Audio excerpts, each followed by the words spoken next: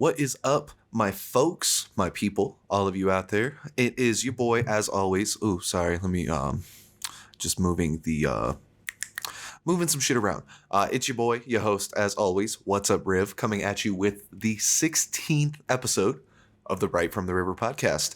Let's jump right into it. I'll be honest, I came in hot with last week's episode. I had a topic, I had an idea, was able to talk about it for a whole 30 minutes straight, just like any good podcaster would. And then this week I came in a little bit more or less unprepared. But hey, man, that's the podcast. We say it every episode. That's what you signed up for. That's what I signed up for. That's what we're doing right now. Sorry, let me move my setup a little closer. Just a little closer. Sorry. Oof. Okay.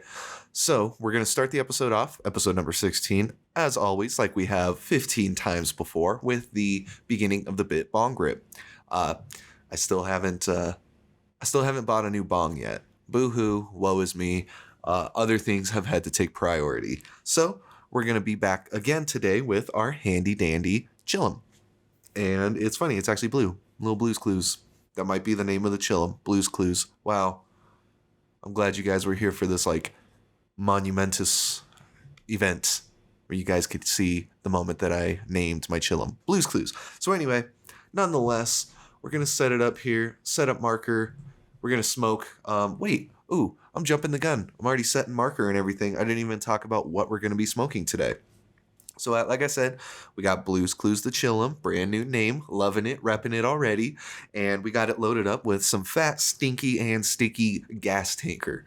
Let me see. I can't remember what the cross is between gas tanker. I think it's a GMO and I want to say like ice cream cake or something like that. Definitely got that GMO in there. That gassiness comes through strong, comes through true.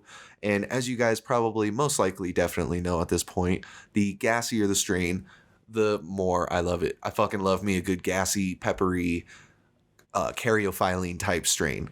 So yeah, let me just situate this, move the marker over a little bit right here. Wow, I feel like this may be the earliest in a podcast that we've done the beginning of the bit bong grip. Let me see. Let me ramble a little more. Nonetheless, setting it up with the marker right now, getting the timing on. Cheers, folks. Let's smoke some gas tanker.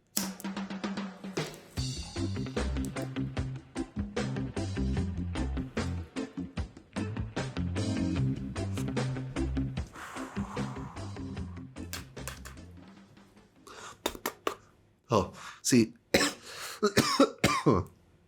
that is one thing that I fucking hate about smoking out of a chillum is you get scoobs, man. You get scooped so easily. And the only way that you can lower the chance of getting scooped with a chillum is if you fucking keep smoking out of it more and get the bowl all dirty. But that's not the play. I want to keep my glass clean. I want to actually taste the weed. Ooh, sorry, that was gross. So yeah, here, one sec. And we're back at it, folks. Wow, I feel like this is the first time I've actually done like a cut in the recording since like the first or second episode.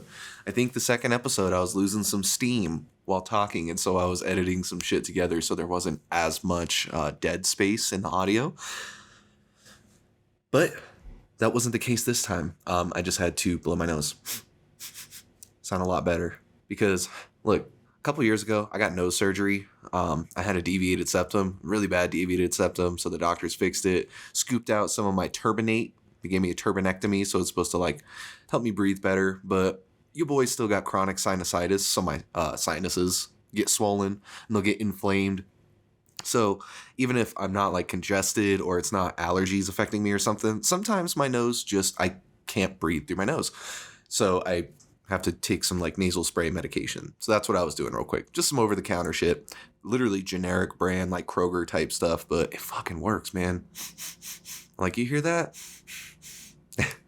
It sucks that you can still hear me breathing. Like, I sound like a fucking French bulldog when I'm breathing, but hey, I can breathe through my nose, and I'm grateful for that. So anyway, today's podcast, what are we going to talk about? I don't know. I got a couple things in mind that I wanted to talk about. But I figured we could start with like an update, what's been going on lately, what your boy, What's Up Riv has been up to. I've just been working out like crazy, like always. working out 4 times a week. Sometimes, I'll be honest, there's a couple weeks where I lose a day and I'll do just like a 10-minute stretch video or something like that. But I'm still trying to get moving, stay active, and I'm happy with it. Summer's right around the corner, and I never really tried to concern myself with like obtaining a summer bod because I already have like such bad body dysmorphia. I feel like setting a goal like a summer bod and not accomplishing it by the summer would just be something that would set me up for failure. But I've been working out consistently since last July. And so things just kind of timed up. I've just been like steady chugging along with my workouts, just trying to stay on top of this routine. You know, even if I miss a day every other week or something like that, I'm still trying to keep to the routine as a whole. And so I'm really proud of that. I feel like I've actually been able to do that a lot lately, and I'm feeling good. So I'm trying to eat a little better too. I had, like I talked about in a previous podcast, I had some gallbladder pains around December time, late December. So I've really just been trying to be on top of that to make sure that I'm not eating too much shitty food, not eating too many fatty things, because like I still got to go to the doctor and get it checked out by a professional, somebody like a medical professional who went to school for this shit. But in the meantime, I'm still trying to like at least be conscious about what I'm eating. And I think that's the most important thing that we can do as people is I'm not here to try to be like some kind of health guru, some nutritionist or anything like that, because I'm in no position at all to be giving people fitness advice or anything like that. I started working out because my 2 goals were to build a routine that would last into my 30s and 40s, because I'm in my late 20s, man. I want to start building a routine now while my body's still able to build the routine, like, because as you get older, just like any of us, our bodies get sore and get stiff. And so it makes it harder to kind of kickstart just things like that. And so I'm trying to like just make sure that I build a routine that will last into my 30s and 40s, all while building strength too. I forgot where I was fucking going with that, but yay. I guess that's the moral we're going to take away from that is routine is good and routine is important. And I think the thing I want people to take away from my fitness journey and stuff like that, if you even want to take anything away from my fitness journey, I'm not trying to be any type of way. I just like talking about working out, man. It's part of what I do. It's part of my daily life. So it's just something that I bring up. But if anybody is going to take anything away from it, it's just do it for the health benefits, man. Don't work out. Don't work out. And that's the end of the podcast. Thanks for tuning into episode 16. No, I think it's ridiculous that society really expects people to just... Where was I going with that? See, man, that gas tanker's good. It's a sativa leaning product or leaning strain, so it definitely affects me a little more on the cerebral side. But what I'm trying to say is I think it's bullshit how society sets a standard in place for both men and women of how there is one specific body type that you should look like. How that one body type is the ideal body type, and with that body type, they associate it with success, influence, wealth, whatever. I think that's bullshit because everybody... It's been said so many times before. Everybody has a different body type. Not everybody has the genetics for a 6-pack. Not everybody has the genes for like super sculpted calves and things like that. Whatever random just attributes you want to name. Not everybody has those genes for it. And so I think for our society to set one specific body type in place, feminine and masculine, is just obviously it's very unrealistic. And I think that's why I have been so successful with building this routine for my workouts, is because I haven't really been, I haven't weighed myself. I don't weigh myself at all. I haven't weighed myself since the last time I went to the doctor and they had to weigh me, I don't measure my muscle width or whatever, like some people measure their chest and their backs or their biceps and stuff like that. I don't measure myself. I don't like the fucking numbers. I'm going off of what I feel, and I feel stronger when I can think back to when I first started lifting weights and how I could barely even do like on the ground chest flies with a set of 12-pound weights, and now it's difficult, but I'm able to do chest flies with 25-pound weights. Like I literally doubled the weights I use on that specific workout. And that is absolute progress right there. That's double what I was able to do when I started. Like, it doesn't matter what the scale says. It doesn't matter what the measurement numbers are on my chest and shit like that. Like, I am seeing the progress and I'm feeling the progress, and it's fucking awesome, man. I feel good about it. I don't remember exactly what the whole point of me bringing that up in the first place was, but pretty much just I remember leading into just trying to do something for like a beach body, like a summer body type thing, because I haven't really worried about that in the past. But based on how I've been working out in the past couple of months, things have just timed up very well with that. So I'm trying to focus more on eating better, because not only do I have the gallbladder stuff that I want to keep under control until I can get into a doctor, but I think it would be nice if I could tone myself up a bit and actually have a summer body this year. Because not only would it be cool to just feel comfortable, just, like having my shirt off or whatever, going to the pool and shit like that, but Denver Comic-Con's coming up too. They changed the name of it. It's the Denver Fan Expo now. They had to change the name because of legal reasons, but I'm still going to refer to it as the Denver Comic-Con. But that's coming up too, and I've always thought it'd be super fucking cool to do an actual cosplay. And I think if I built myself up a little more, ate a little leaner, ate some more fruits and vegetables, then I might be able to pull off like a superhero cosplay, and that would be fucking cool. I think that would be cool. I love going to Comic-Cons just because it's an experience, man. You're in an environment with like-minded nerds, people who get just excited and passionate about whatever their niche genre or show is. You all know you're there for the same reason. And that's what I love about it. That's what makes it so beautiful. Whether you're there because you love movies, or you love anime, or you're into comics, or, just, it doesn't matter. Like, we're all there for the same reason, because we love pop culture. And it's fucking cool. I think I've only dressed up like once or twice for a Comic-Con before, and it was really fun when I did that. I went as Beast Boy, my partner Brianna went as Raven, and we got a lot of good reception from it. But it's just fun because when people recognize you, it's just like, yeah, like they know what's up, they know, and it's just fun. It's cool. Comic-Cons are also a really good way to meet like comic artists. If you want to pay for like meet and greets, it's a cool way to meet actors, directors, creators, and things like that. It's fun. And plus, there's always an art alley. There's always a place where there's like vendors, local and national, who travel with the cons that sell their art. And it's really cool that you can get something that's like pop culture and nerdy related while you're also supporting like a smaller scale artist compared to like, WB and fucking Disney and stuff like that. It's really cool. It's nice. It just adds more into that community experience of the whole thing. And that's why I fucking love it. We're digging it. Let's just say that now. Cheers to Denver Comic-Con.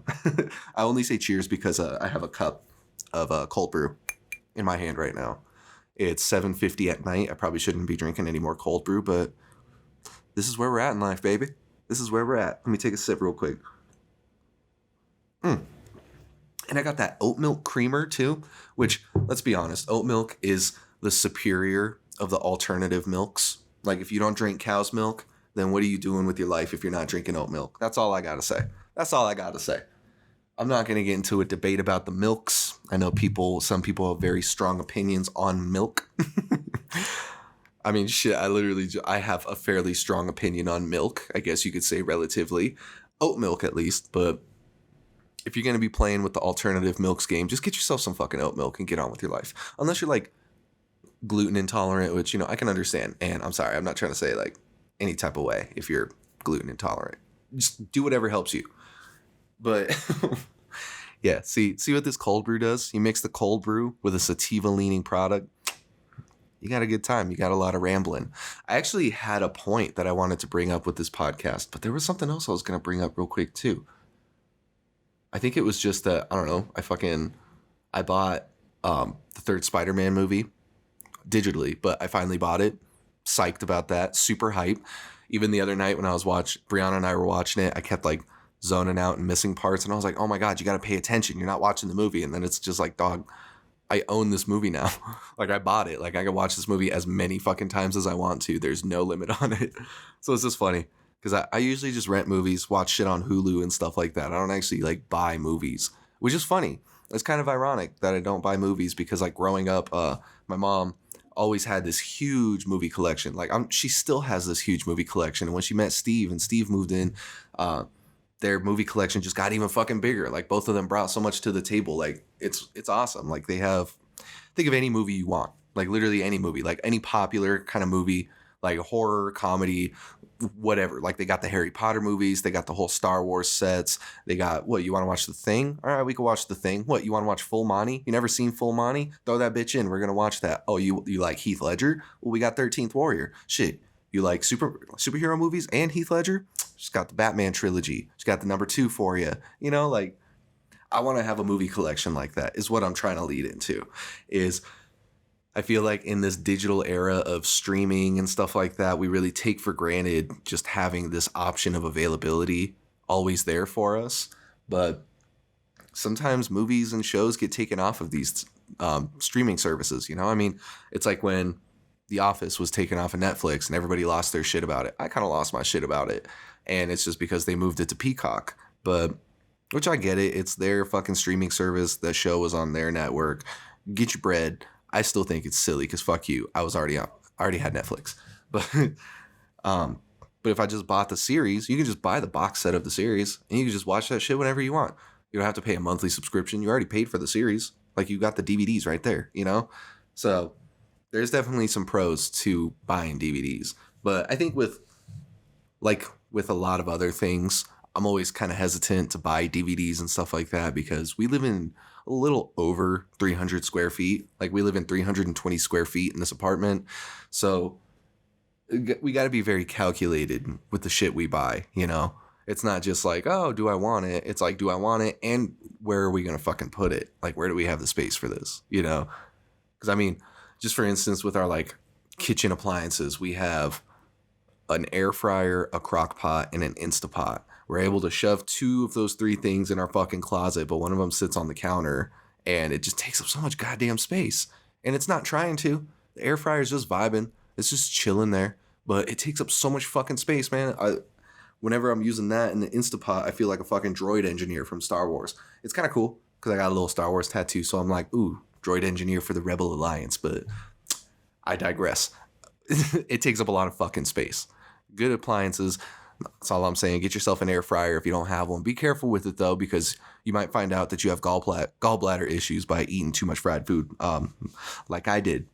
But hey, there are worse ways to find out you have gallbladder problems. Am I right? Knock on wood. There we go. So we're at this point right now. Let's take a breath and let's take another hit. One more breath. Breathe with me, folks. Wasn't that fun? Let's try something else. Let's take one more hit of the gas tankard. Cheers.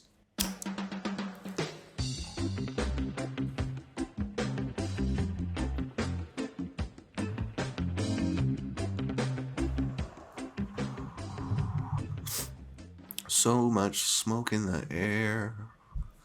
Doobie-doo-doo. Okay. Sorry, I had to put that down. Do you like my little intermission song? I hope you did. It was just for you guys. It was an exclusive for Right From the River podcast.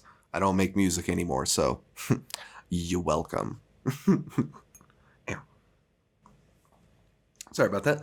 Also needed a little sip of the cold brew to wet the whistle and to come up with another topic to talk about. Because I did want to talk about... Fuck it, I guess we could just lead into that. I was going to try to save that until a little more closer to the 30-minute mark, but that's one of your boy's remarkable skills, along with juggling, is I can talk for another 11 minutes about these 2 things that I wanted to talk about. And there will be no dead space, no dead air, because that's a talent. It's river rambling. See, like right now. I'm sorry, I've lost it. I've officially lost it. Sometimes when I do my podcast, I like to pretend that, what's his name from Fallout? Like I'm like Mad Dog, Big Dog, whatever his name was, the radio DJ, where he's just kind of broadcasting to a wasteland. Or it's like, I'm sure there's some out there that are like actually picking up these signals, but for the most part, I feel like I'm just kind of like talking for myself, just being goofy and shit. But yeah. See what I mean? That's the special skill right there. I'm able to just ramble on, keep going. So anyway, I wanted to finish the podcast up with a couple of lessons that I learned in college. I know, taking a very serious turn of directions. Um, and the reason I want to bring these up is I've just been thinking about these two lessons that I've learned a lot lately, mostly because I haven't been in college in like probably 7 years now. And these lessons have still stuck with me. And I feel like even though these lessons were taught to me about or in regards to elements of like art and graphic design, I feel like they were really easy to translate into life lessons that I utilize a lot. So yeah, the first one I wanted to talk about today was something I learned in my typography class. That's right, I went to Pikes Peak Community College down in Colorado Springs. That's right, go Aardvarks. Yep, because you know how much African Aardvarks love the Colorado Rockies. But I went to Pikes Peak Community College, PPCC, as us, who are hip in the know call it. And I had a typography class there. For you guys that don't know, typography is just the study of type, the study of font, how fonts, just how just the study of fonts, how psychologically certain fonts make us feel a certain way, making sure that wording and type flow well with our natural eye movement and eye pattern and stuff like that. Just contrast. How to find contrasting fonts, how to pair different things together that still work well, so on, so on. Just the art of font typography. And my teacher had us do this project that was like a love affair. So we had to do the entire project about just a single typeface, a single font. And we had to do like 9-10 slides about just like the love affair that we had with this font. And the interesting thing about it is, it was an interesting like practice or assignment. Everybody I think did really well. And I was kind of confused with what to do. I remember having to ask the teacher like 5 different times, like, so wait, this is the direction I'm supposed to go with this, right? So anyway, everybody did really well on the project. But afterwards, the teacher noticed that there was a lot of people using the fonts that they did their love affair on in a lot of like assignments after that. And she made a comment about how just because you really like something, just because you really love a font, you like the way it looks, it's just something about it stands out to you, doesn't mean that it's going to be useful for this specific project. And, that was just kind of like a throwaway thing that she told the class. Like, she was essentially just telling us all, diversify with your work, don't just focus on this one thing and just rely on this one thing so heavily. But I really liked that saying, just because you love it doesn't mean it's going to work for this assignment, because I feel like that works in a lot of aspects in life, and how we might learn something, we might gain a new skill or a new knowledge, or we might have an re-understanding or something like that. And you might want to apply that in every step of your life, but it might not work in that moment. Sometimes a situation may call for action A, but you want to use action B because you're really like fond of action B. But it's like sometimes you got to put the personal ego aside, the personal bias aside, where it's like, well, I really like this font. I really like action B. And you got to, diversify, maybe go with a different font. And I think that was like a really interesting thing to learn from that class, because it's like, man, yeah, just because you like it doesn't mean it's going to work in this specific moment. It doesn't mean that it's never going to be utilized. It doesn't mean that you're never going to get a chance to use this font, literally or metaphorically. But, it might just not call for this specific moment here. And I like that. I really like that, because I feel like it's kind of humbling, and I feel like you got to kind of set your ego aside and just admit to yourself sometimes that, yeah, maybe even though this isn't the action that I would prefer to take in this situation, this is the action that this situation would call for. So do it. Take that. And that is that's probably like the most interesting lesson that really stuck with me from my experience in college. I learned a lot. I learned a lot about graphic design. I'm very grateful. I went to a community college, but I really hate saying that, because college is college. I know you can gain a more diverse education at universities and whatnot, but I learned a lot when I went to community college. So I don't fucking regret it. No regrets, man. But I learned a lot there. I was very grateful very lucky to have a good group of teachers with a diverse skill set that had like a really experienced and educated background, and they taught their classes a lot. But yeah, that was probably the thing that stuck with me the most. Another saying that really stuck with me, or a lesson, I guess more so, was from my fine arts teacher, Rob Olson. And he was talking to us about how sculptors create their statues and their work. And he was explaining to us about how, when Michelangelo was sculpting a statue, he didn't sculpt out the head, put all the details into the face, get everything detailed in 100% there, and then move on to the shoulders, and detail that, so on, move down and down and down until he had a complete statue. That's not how he did it.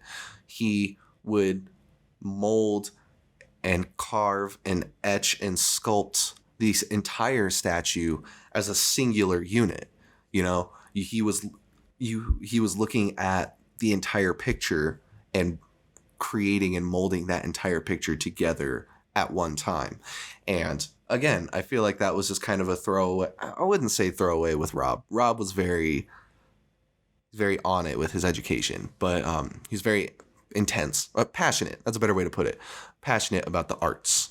But yeah, that really stuck with me because I feel, again, that's another thing that you can incorporate into daily life. Sometimes we can get a little focused on a singular task, on a singular thing, and how we want to accomplish that. We want to tackle that. We want to metaphorically sculpt that head and sculpt all the detail and get everything done with that until we move on to the next part. But sometimes the life events and situations don't call for that. Sometimes you have to look at what needs to be done as a whole and accomplish that as a whole. Carve it and sculpt that and edge it and smooth that out into all as one singular thing instead of just focusing on one section, trying to do that 100%, then moving on to this section, trying to do that 100%, and so on. It's because in the end of the day, if you put all your eggs in one basket, then that could just blow up in your face too. Because you're like, great, I did this one thing 100%. That's completely done. But it's like, all right, well, you still have 5 out of 6 things that need to be done that weren't focused on. It's kind of like in SpongeBob when he keeps procrastinating on writing the essay and he spends hours writing it's like you focus too much on a singular thing and now you've wasted time that you could have used on the entire situation, the entire essay, so to speak. But yeah, those are 2 really important lessons that I feel like I got out of my college experience. I have to remind myself of those daily. I incorporate those into my life a lot, just because they stick with me, where it's just sometimes just because you really are infatuated with something doesn't mean that it's going to be applicable for this current situation. And sometimes you have to look at all that needs to be done in a situation as a whole and tackle that as a unit instead of focusing on minute details and trying to get each of those done singularly, if that makes sense. But yeah, nonetheless, I feel like we did some good rambling, and I feel like leave you guys with a little bit of advice. Go me. No, just kidding. Way to pat yourself on the fucking back, River. Here's your halo. No, I just wanted to talk about some shit that really stuck with me, and I wanted to ramble a bit to you guys, talk about some updates about what's been going on lately. But yeah, thanks for tuning in to episode number 16 of the Right from the River podcast. As always, it's your host, What's Up, Riv. Tuning out. We're going to say peace for this episode. Go check out my YouTube because this is in the poor timing, but check out my YouTube because for the first time in 4 months, I got all up to date. We are current on the podcast episodes. The episodes that are being uploaded are being done and uploaded when they're supposed to. So yay, go check it out. We got 16 episodes on the podcast now. We're just going to keep it rallying up, tallying up, keep it counting and going. I love you guys. I'll catch you on next week's episode. Stay safe. Peace. Oh, wait, actually, I don't know if there's going to be a next week's episode because I'm going to be going to California on Friday. That's right. I was going to talk about that in the podcast too, but we'll talk about that next episode. I'm going to a baby shower. Wish me luck. Woo. It's going to be cool. I'm excited for it. But let me try that again. wrapping up, as always, it's your host, What's Up River, with episode 16 of the Right from the River podcast. Y'all be safe. I love you. Peace.